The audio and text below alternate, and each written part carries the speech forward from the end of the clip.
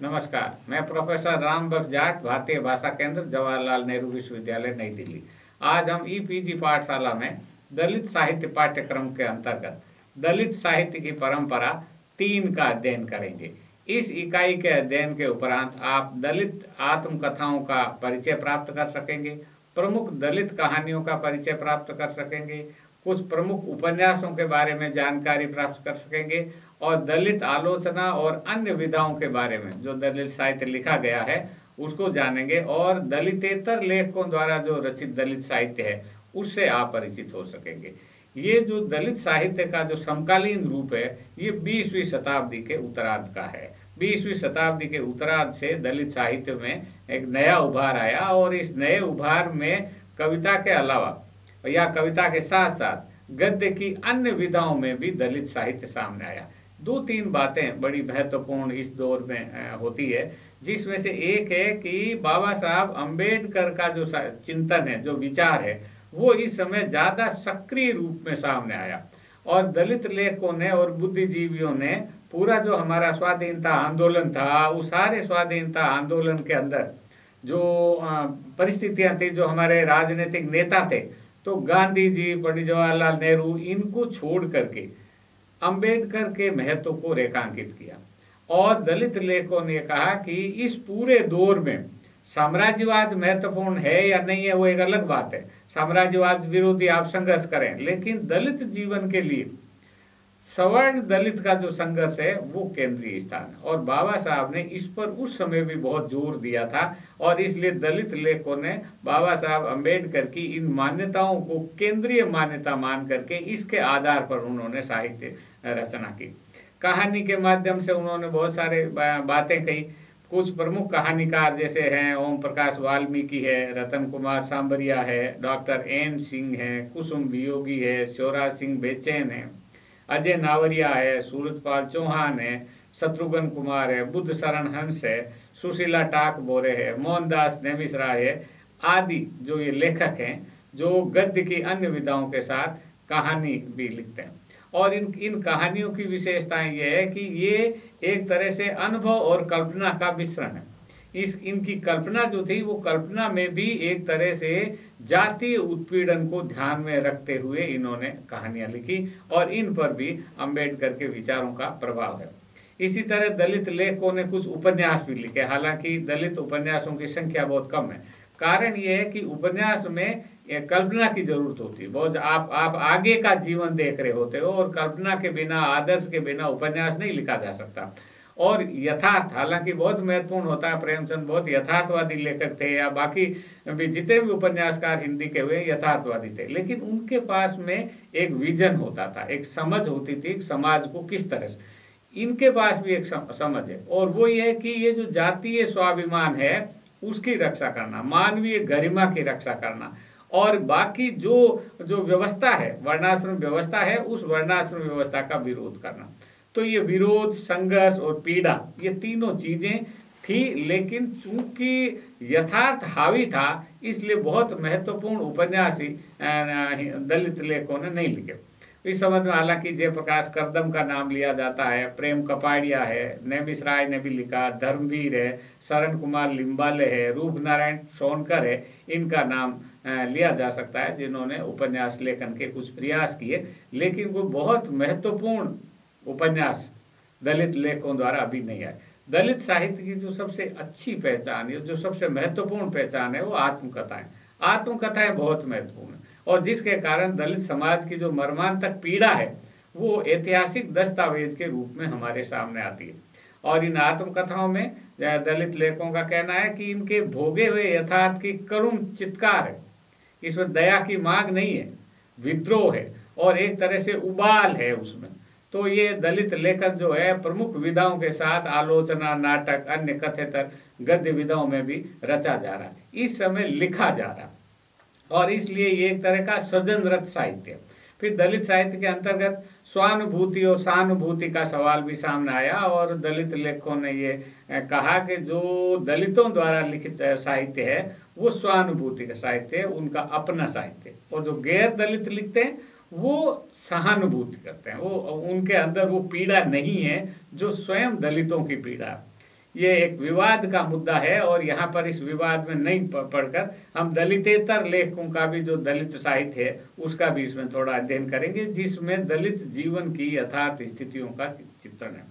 दलितेतर लेखकों का जो साहित्य है वो कविता, कहानी, उपन्यास सब जगह मिलता है। आत्मकथा सिर्फ दलितों की मिलती है और दलित जीवन पर जिन लोगों ने लिखा और जिनका बड़ा नाम है उनमें प्रेमचंद है, निराला है और नागार्जुन है, इनका नाम लिया जा सकता है, इन्होंने साहित्य लिखा।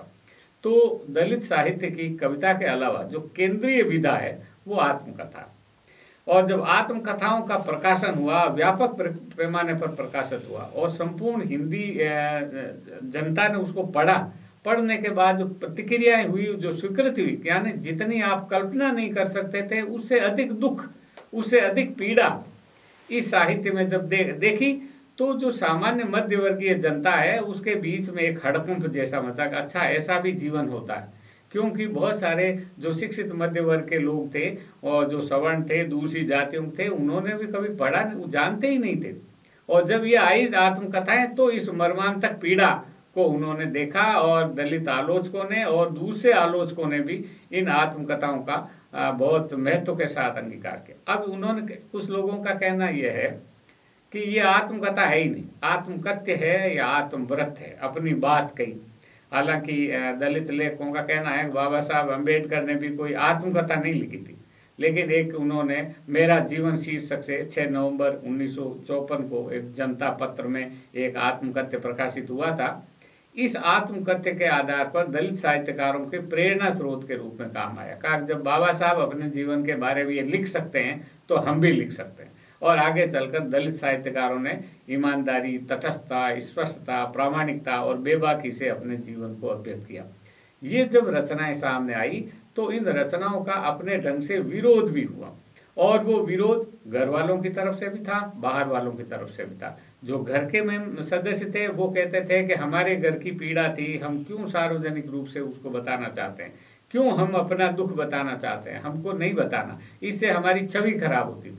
लेखकों ने कहा कि नहीं, समाज को पता होना चाहिए कि समाज किस तरह से हमारे साथ में व्यवहार कर रहा है, इसलिए ये बहुत महत्वपूर्ण। हालांकि अब जाकर के इस बात को लगभग अब ये बहस नहीं होती और इन आत्मकथाओं को, या जिसे आत्मव्रत कहते हैं, उनको भी एक साहित्यिक गरिमा मिली। इन आत्मव्रतों की शुरुआत गंगाधर पाणव ताणे द्वारा संपादित एक पत्रिका थी, अस्मिता दर्श, उन्होंने 1976 के दीपावली विशेषांक में हुई, जिसमें कुछ दलित साहित्यकारों के आत्मव्रत प्रकाशित हुए। दलित साहित्य मराठी में सबसे अधिक लोकप्रिय हुआ और सबसे पहले मराठी दलित साहित्यकारों ने ही दलित साहित्य लेखन की शुरुआत की और इसका प्रभाव हमें हिंदी पे पड़ा दिखाई देता। जो मराठी के दलित साहित्यकारों में दया पंवार का नाम सबसे पहले आता है, जिन्होंने 1978 में अपना आत्मव्रत बलुंत के शीर्षक से प्रकाशित किया। और ये जो किताब है ये 1980 में हिंदी में प्रकाशित हुई और हिंदी में इसका नाम रखा गया अछूत, इस नाम से प्रकाशित हुई। और ये जो आत्मकथा है ये बहुत ही प्रभावशाली है, बहुत मार्मिक है। उसके बाद में जो दूसरी महत्वपूर्ण किताब आई, शरण कुमार लिम्बाले की अक्कर मासी। अब ये अक्कर मासी जो है ये बहुत ही कहना चाहिए कि सामाजिक मूल्यों पर एक प्रश्न चिन्ह है। अक्कर मासी उस बच्चे को कहते हैं जिसकी माँ का तो पता है लेकिन जिसके बाप का पता नहीं, क्योंकि माँ के कई लोगों से रिश्ते थे। अब कौन सा किसको बाप कहेगा वो। अब वो ये अनुभव, अगर कोई रचनाकार स्वयं कहता है कि मुझे नहीं पता कि मेरा बाप कौन है और मेरी माँ को भी नहीं पता मेरा बाप कौन है, तो ये जो अनुभव है ये जैसे कहना चाहिए कि हमारी सारी जो साहित्यिक कल्पना है उस कल्पना को झकझोर देने वाला। और उसके बाद में उन्होंने जीवन की जितनी बारीकियों की जानकारी थी सब उन्होंने दी और ये भूल गए कि इससे हमारे जो परिवार है, हमारे रिश्तेदार है, उनकी मध्य वर्गीय छवि क्या बनती। लेकिन बाद में दलित साहित्यकारों ने लिखा, फिर किशोर कांताबाई काली का ओ छोरा कोलाटी का, या फिर बाद में लक्ष्मण गायकवाड़ की उठाई गीर आदि आत्मव्रत प्रकाशित हुए। और इन आत्मव्रतों से धीरे धीरे ये रचनाओं की एक पहचान हुई। विद्वानों ने इन दलित आत्मकथा के संबंध में विवाद भी उठा और कुछ लोगों ने कहा कि आत्मकथा है ही नहीं, इन्होंने थोड़ा बहुत कुछ कल्पना जोड़ दी। और इसलिए यह आत्म शैली में लिखा गया ये तो उपन्यास है।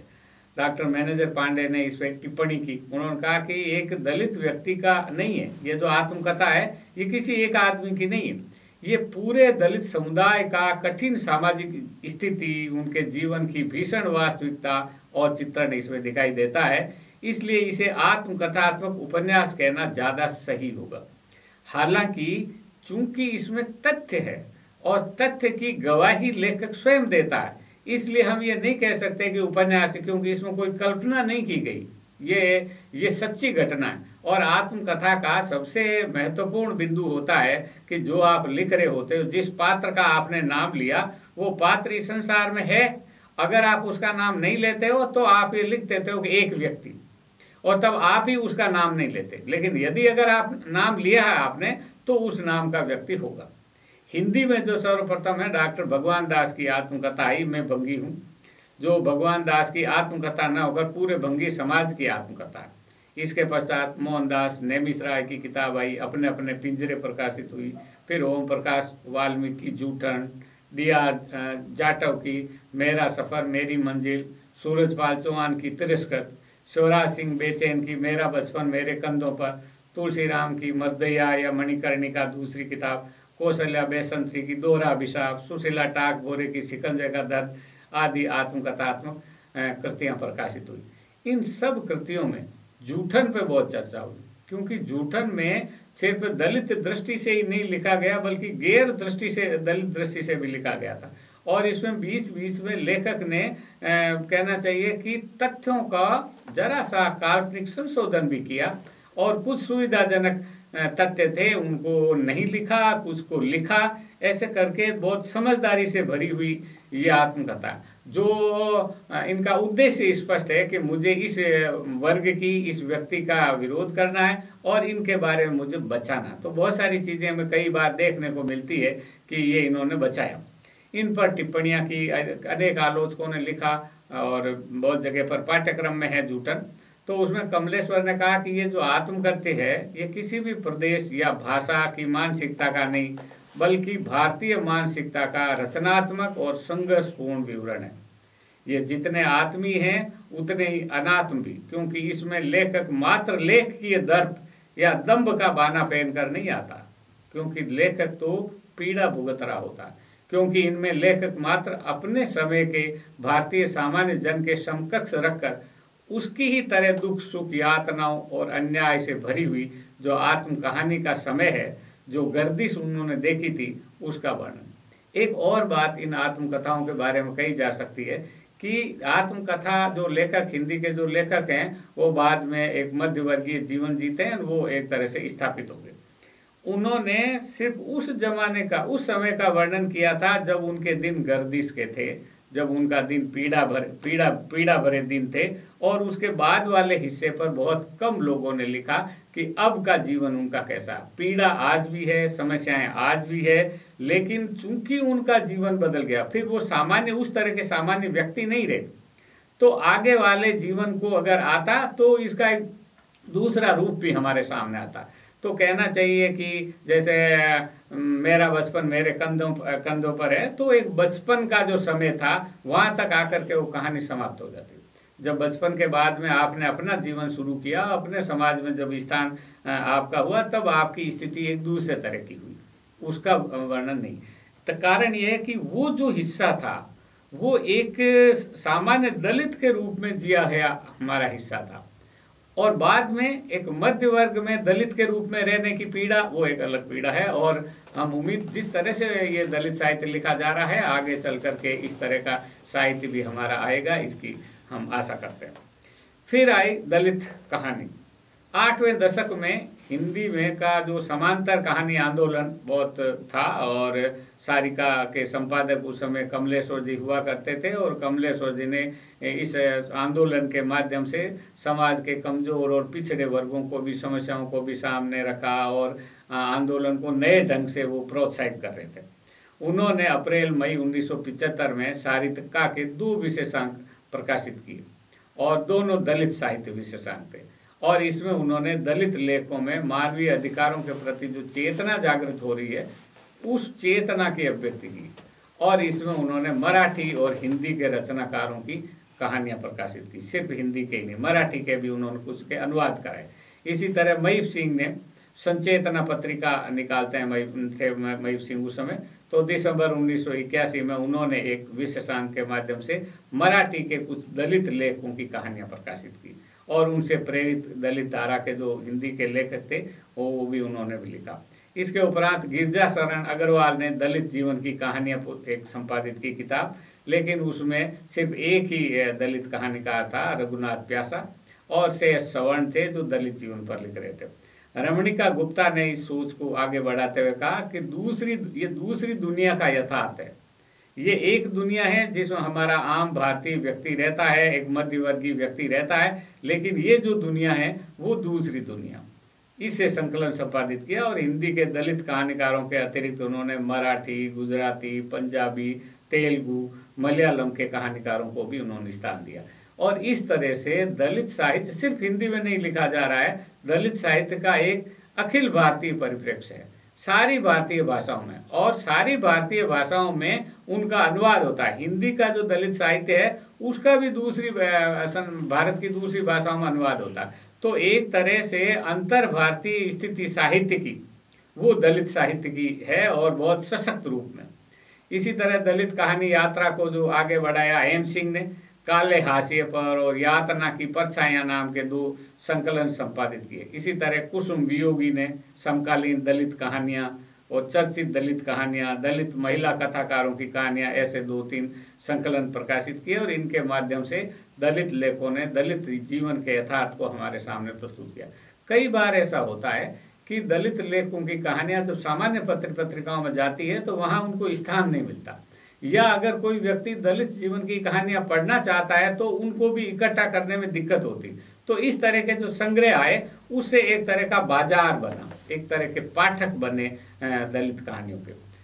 इसमें कहानियों में दलित जीवन की वेदना, निरंतर संघर्ष करते रहने की अनिवार्यता, सुविधा भोगी लोगों के प्रति उनकी विरोध मुद्रा, प्रतिकूल नारकीय परिस्थितियों में भी जीने की व्यवस्था, और अपने मानवीय अधिकारों की प्राप्ति हेतु आत्मसजगता जागृत हुई। 20वीं सदी के अंतिम दशक में दलित साहित्य ने एक आंदोलन का रूप ग्रहण किया। पहले यह आंदोलन नहीं था, छिटपुट कुछ लिखते थे, और इस कारण कई कहानी संग्रह भी प्रकाशित हुए। प्रकाशकों ने भी इस साहित्य पर ध्यान देना शुरू किया। इन दलित कहानियों के माध्यम से भारतीय समाज की वर्ण व्यवस्था और जातिवाद का कड़वा सच उजागर हुआ और दिखा। इसलिए इन कहानियों में जहाँ एक ओर दलितों के नारकीय जीवन का चित्रण है, वहीं दूसरी ओर उस यंत्रणा से मुक्ति के लिए संघर्ष भी। इन कहानियों में दलित जीवन के कई कोण हैं, जीवन से जूझने के, जिंदा रहने के, पीड़ा सहने के, और इस पीड़ा से उबरने के। समय के लंबे अंतराल को छूती है ये कहानियां, इसलिए दलित चेतना के उदय से लेकर संकल्प बनने तक का विकास इनमें उजागर होता है। हीन भावना से उबरना, निर्मित होता आत्मसम्मान, तन कर खड़ी होती अस्मिता, परिवर्तन का संकल्प विकसित होता नजर आता है इनमें। ये सब प्रवृत्तियां हमको इन दलित कहानियों में दिखाई देती। उसके बाद दलित लेखन में जो उपन्यास है वो कम है, और इस अलग बात है कि बहुत कम ध्यान देने के कुछ कारण भी रहे होंगे। दलित उपन्यासों में जो पहला उपन्यास माना जाता है, जो अभी भी बड़ा प्रसिद्ध उनमें माना जाता है, विजय प्रकाश कदम का छप्पर। हालांकि दलित लेखक उपन्यास की दृष्टि से कोई बहुत सशक्त विधा अभी तक कोई आया नहीं। 1994 में प्रकाशित हुआ ये उपन्यास, चर्चा का विषय भी बना। इसके बाद में फिर 1995 में प्रेम कपाड़िया का मिट्टी की सौगंध प्रकाशित हुआ, जिसे दलित साहित्य का प्रतिनिधि उपन्यास भी कुछ लोग कहते हैं। इसी क्रम में सत्य प्रकाश के जस तस भई सवेर और मोहनदास नेमिष-राय का मुक्ति पर्व उपन्यास भी व्यापक रूप में चर्चा हुई। इन उपन्यासों में दलित उत्पीड़न और उससे मुक्ति की छटपटाहट प्रमुख रूप में आती। अन्य दलितों में डॉक्टर धर्मवीर का पहला खत, रामजी लाल साय का बंधन मुक्त, डीपी वर्णु का अमर ज्योति, गुरुचरण सिंह का डूब जाती है नदी, शरण कुमार लिम्बाले का नर वानर आदि की भी चर्चा की जाए। अभी हाल में रूप नारायण सोनकर के उपन्यास सूअरदान ने साहित्यिक जगत में एक चर्चा बनाई। ये उपन्यास ब्राह्मणवादी व्यवस्था पर चोट करता है और उनके गोदान करने के मिथ को कहीं न कहीं तोड़ता है। तो दलित उपन्यासों का जो मूल उद्देश्य है वो दलितों में दलित चेतना पैदा करना, दलित लेखकों का मानना है कि आज़ादी के इतने वर्षों बाद आज भी दलित समाज ब्राह्मणवादी और सामंती ताकतों के शोषण का शिकार है और दलितों को उनसे मुक्ति नहीं मिल पा रही है। आज भी इनके साथ शोषण और उत्पीड़न जारी है। इसलिए दलित उपन्यास दलित चेतना व शोषण की मुक्ति का रास्ता दिखाता। हालांकि इमेजिनेशन, कल्पना के अभाव के कारण बहुत सारे उपन्यास का जो ढांचा है वो ढांचा टूटता है और न उसमें कोई नई बात आ पाती है। आप सारे समय एक ही मनोभाव में ये रचनाएं चलती हैं। दलित साहित्य कविता, कहानी, उपन्यास, आत्मकथा के साथ आलोचना और अन्य विधाओं में भी लिखा जा रहा है। नाटक भी लिख रहे हैं लोग, एकांकी भी लिख रहे हैं, संस्मरणों में भी ये फल फूल रहा है। आलोचना में जो रामचंद्र शुक्लीय परंपरा का जो वर्चस्व है वो इन्होंने तोड़ा। वहीं दलित आलोचना इस परंपरा को तोड़कर, जिसे नावर सिंह दूसरी परंपरा कहता है, तो इनका मानना यह है कि हमारी एक तीसरी परंपरा, और हमारी जो तीसरी परंपरा है ये अम्बेडकरीय परंपरा के रूप में है। हम अम्बेडकरवादी हैं, हम उस तरह से चलते हैं। इसी तरह दलित साहित्य को स्थापित करने में हम दलित, वॉइस ऑफ दलित, बयान, तीसरा पक्ष, अपेक्षा जैसी पत्रिकाओं का भी बहुत योगदान है। अतः कह सकते हैं कि दलित साहित्य ने उन बहिष्कृत लोगों को अपना नायक बनाया जिन्हें संपूर्ण वर्ण व्यवस्था ने अमंगल और अपवित्र माना, पूर्व जन्म का अपराधी कहकर जिसकी निंदा की गई।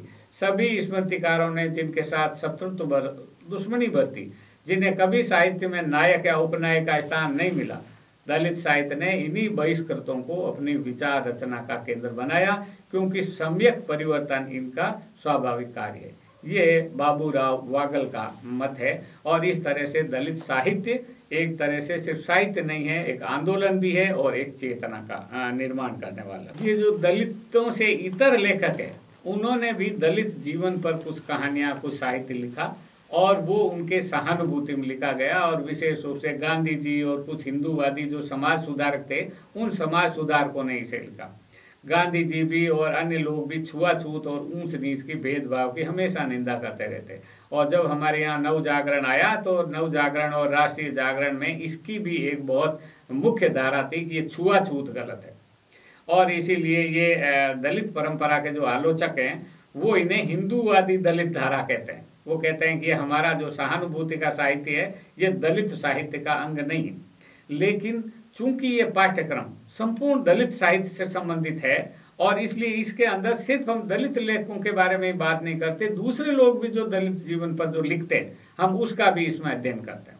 और इसलिए इसमें दलितेतर लोगों के कवियों, रचनाकारों पर भी बात होती है। राष्ट्र कवि मैथिली शरण गुप्त ने अपनी कविता लिखी पहले, उठो कि छु मंतर हो छूत, कहकर दलित चेतना का यह आह्वान किया।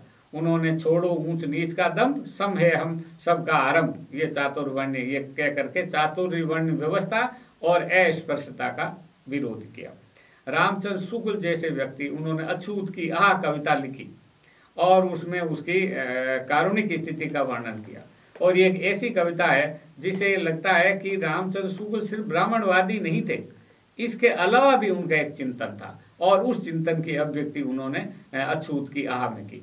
इसी तरह राष्ट्रकवि रामधारी सिंह दिनकर ने रश्मि रथी में कर्ण के माध्यम से जाति विरोध किया। जाति जाति रटते जिनकी पूंजी केवल पाखंड, ऊपर सिर पर कनक छत्र, भीतर काले के काले, शर्माते हैं नई जगत में जाति पूछने वाले।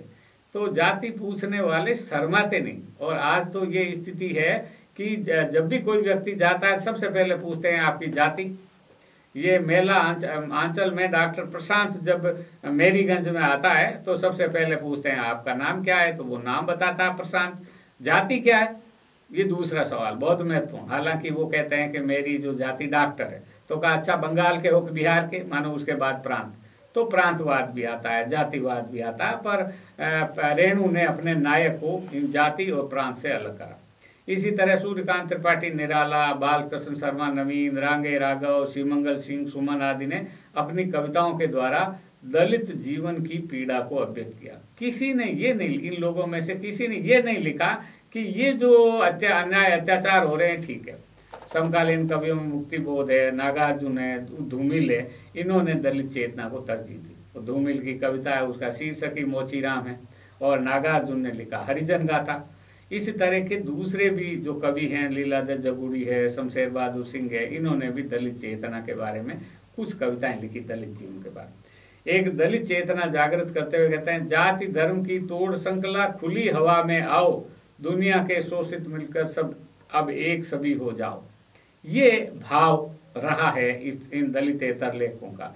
इन्होंने दलितों की समस्याओं को उठाया और समस्याओं को उठा करके और जो सवर्ण समाज है उस सवर्ण समाज को आह्वान किया कि आप इन्हें मुक्त करो, आपने जो इनको पीड़ा पहुंचाई है वो गलत है। तो एक तरह से जो दलित लेखक हैं वो दलितों को संबोधित करते हैं कि तुम उठो, तुम जगो, तुम इन परेशानियों को दूर करो। जो दलितेतर लेखक हैं वो अधिकतर अपने समाज को कहते हैं कि तुम ये क्या कर रहे हो, ये जकड़बंदी में समाज को क्यों रख रहे हो।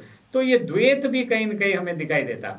और प्रगतिशील चेतना और जनवादी कवि भी जब आए तो उन्होंने आर्थिक सवाल के साथ में सामाजिक समानता की भी बात की। आधुनिक कथा साहित्य में जैसे प्रेमचंद ने रंगभूमि में नायक ही बनाया था सूरदास को, कायाकल्प ने कर्म भूमि में, गोदान में, इनके माध्यम से भी दलित चेतना को अभिव्यक्त की। कहानियां भी लिखी प्रेमचंद ने, हालांकि कफन की बहुत आलोचना हुई है और दलित लेखकों ने उसकी कमियों की तरफ इशारा भी किया। बड़ी प्रसिद्ध चर्चित कहानी कफन। तो इसी तरह गांधी जी का जो अछूतोद्धार कार्यक्रम है वो उस कार्यक्रम के भी प्रेमचंद समर्थक थे और इन उपन्यासों के माध्यम से उन्होंने दलितों के प्रति जो सवर्णों का जो अमानुषिक व्यवहार है उसकी निंदा की और इस तरह से उनके मन में, सवर्णों के मन में दलितों के प्रति मानवीय और समानता का भाव जगाने के लिए प्रयास किया। इसलिए वे सामाजिक बदलाव के पक्षधर थे। पांडे बेचन शर्मा उग्र ने बंधुआ की बेटी, भगवतचरण वर्मा ने भूले बिसरे चित्र, सियाराम स्वर्णगुप्त ने अंतिम आकांक्षा, निराला ने निरुपमा और कुल्ली भाट, नागार्जुन ने दुख मोचन, बलचनमा, रांगे राघव का कब तक पुकारूं, अमृतलाल नागर ने नाचो बहुत गोपाल, जगदीश चंद्र ने धरती धन अपना और रेणु का मेला आंचल, प्रति परिकथा, चतुर्सेन शास्त्री का गोली। इन उपन्यासों में दलितों का जो यातनामय जीवन है उस यातनामय जीवन की अभिव्यक्ति की। और किसी लेखक ने यह नहीं कहा कि इनकी यातना पूर्व जन्मों का फल है। वो कहते हैं कि चतुर्वर्ण की धारणा के कारण ये हो रहा है और ये जो ब्राह्मण श्रेष्ठता का जो दंभ है, इस दंभ के कारण हमारा एक पूरा समुदाय पीड़ा भुगत रहा। इन उपन्यासों के माध्यम से दलितों की चेतना भी दिखाई देती है कहीं और अधिकतर इनकी पीड़ा की अभिव्यक्ति भी। इसी तरह जो श्री राम शर्मा है, नदी के मोड़, प्रतीति, रामदास मिश्र के जल टूटता हुआ, सूखा हुआ तालाब, गिरिराज किशोर का यथा प्रस्तावित परिशिष्ट, शिव प्रसाद सिंह के सैलूस, अब्दुल बिस्मिल्लाह का जीनी जीनी चदरिया, नरेंद्र कोहली का अवसर, ब्रजभूषण के मंगलोदय आदि अनेक उपन्यास हैं जिन्होंने विस्तार से दलित जीवन को अपने साहित्य का आधार बनाया। उपन्यास की भांति दलितेतर लेखकों ने कहानियों के माध्यम से भी दलित जीवन का कारुणिक चित्र प्रस्तुत किया। प्रेमचंद की ठाकुर का कुआं बहुत प्रसिद्ध है, सदगति बहुत प्रसिद्ध है, मंदिर है, मुक्ति मार्ग है, मंत्र है, सौभाग्य के कोड़े हैं, घास वाली है, उसके माध्यम से दलित जीवन की अभिव्यक्ति की। प्रेमचंद की कहानियों के बारे में हालांकि कंवल भारती का मानना है कि प्रेमचंद जिस प्रगतिशीलता को लेकर चल रहे थे वे भले ही अम्बेडकरवादी न हो पर उसके निकट जरूर थी। माने इस तरह से वो एक ऐसे लेखक थे, अम्बेडकर से उनका शायद उस तरह का परिचय न भी रहा हो लेकिन उनकी चेतना में एक मानवीयता का भाव था। निराला ने चतुरी चमार, पांडव बेचन शर्मा उग्र ने समाज के चरण, अस्क ने पिजड़ा, राहुल सांकत्या ने पुजारी, सतमी के बच्चे, सवर्ण योद्धे आदि कहानियां लिखी। इन कहानियों के अतिरिक्त जो प्रगतिशील चेतना के जो लेखक रांगे राघव, नागार्जुन आदि ने दलित जीवन की कविताएं भी लिखी और इस तरह दलितेतर लेखकों द्वारा दलित चेतना का प्रवाह साहित्य की अन्य विधाओं, नाटक, रेखा चित्रों का माध्यम हुआ। दलितेतर लेखकों का उद्देश्य डॉक्टर भीमराव अंबेडकर का दलितोद्धार आंदोलन भले ही नहीं रहा, वो आंदोलन के हिस्से नहीं थे, लेकिन उन्होंने जिस रूप में दलित चेतना को प्रकट किया उससे दलित साहित्य को प्रेरणा अवश्य मिली। कंवल भारती ने इस संदर्भ में कहा है, इस धारा के संबंध में एक बात ये बताने की है कि दलित चेतना की धारा के रूप में उसने अपना कोई पृथक अस्तित्व कायम नहीं किया, वरन इसमें यदा कदा दलित पक्ष में लिखने की कोशिश की। इस धारा में कोई भी लेखक या कवि नहीं हुआ जिसने अपना संपूर्ण रचना का कर्म दलित संवेदना को व्यक्त करने में ही समर्पित किया। तो इस धारा में दलित धारा का एक खास मकसद है, यह मकसद है दलितों के प्रति सवर्ण मन को उदार बनाना ताकि दलित हिंदुत्व से विद्रोह करके व्यवस्था के लिए खतरा न पैदा कर दे। इस तरह हम कह सकते हैं कि जब दलितों को संवैधानिक रूप से अभिव्यक्ति की स्वतंत्रता का अधिकार मिला तो उन्होंने सदियों के अपने दुख दर्द और उन पर होने वाले अत्याचारों को गद्य की महत्वपूर्ण विधाओं, कविता, कहानी, उपन्यास, आत्मकथाओं के माध्यम से अभिव्यक्त किया। चाहे ओम प्रकाश वाल्मीकि की सलाम हो, ग्रहण हो, 25 चौका 150 हो, या रतन कुमार सामरिया की कील, सत या फुलवा कहानियाँ हो, या और दूसरी कोई भी कहानियाँ हो, उसके माध्यम से व्यक्त किया। एक और सामंती और ब्राह्मणवादी अत्याचार का यथार्थ और कारुणिक चित्रण है, तो दूसरी ओर सदियों से अत्याचार से मुक्ति के लिए एक चेतना का भी आह्वान है। दलित कहानीकारों में मोहनदास नेमिष राय, दयानंद भटोई, अजय नावरिया आदि लोग हैं जिन्होंने कहा जा सकता है कि साहित्य को एक नया विषय वस्तु दी। एक जो हमारा हिंदी साहित्य है, एक हिंदी साहित्य में जो अभाव था उस अभाव की पूर्ति की और एक ऐसे जीवन की अभिव्यक्ति की जिस जीवन की अभिव्यक्ति पूर्णता में अब तक नहीं हो पाई थी।